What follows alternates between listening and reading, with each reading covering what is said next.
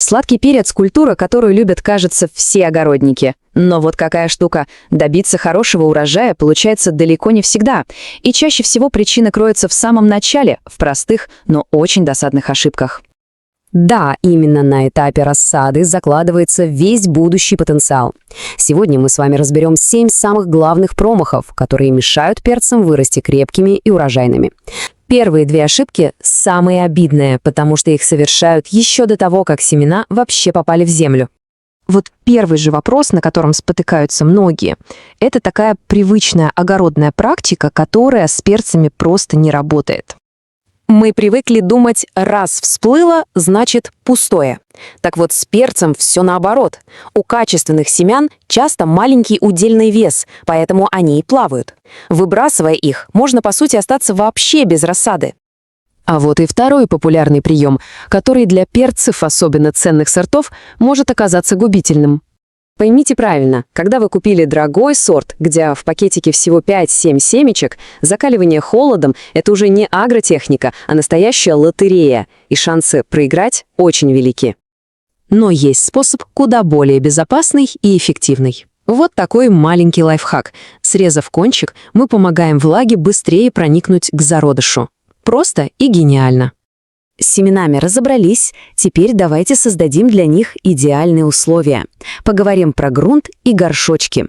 Это критически важно для нежных корней перца. Вот тут и поджидает следующая ошибка. Логика «посажу в большой горшок на вырост» с перцами, к сожалению, не работает, даже вредит. Дело в том, что корни у перца растут медленно. В большом объеме земли они просто не успевают забрать всю влагу, грунт закисает, и сеянцы начинают, что называется, чахнуть на глазах. И вот, посмотрите, идеальная глубина для старта – всего 5-7 сантиметров. Этого более чем достаточно. В таких емкостях не будет застоя воды и закисания. Хорошо, с горшками разобрались. А что туда насыпать? Может, просто взять землю с огорода?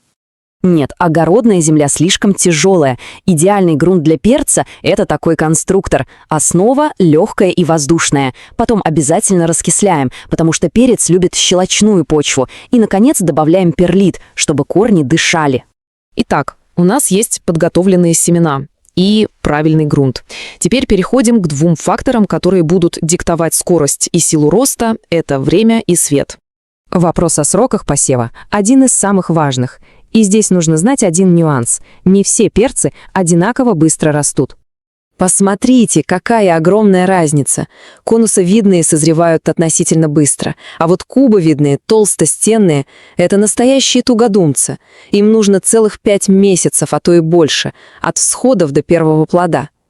Отсюда и главный вывод: если хотите получить урожай именно кубовидных перцев, сейте их в марте уже поздно. Оптимальное время – начало или середина февраля, иначе они просто не успеют созреть.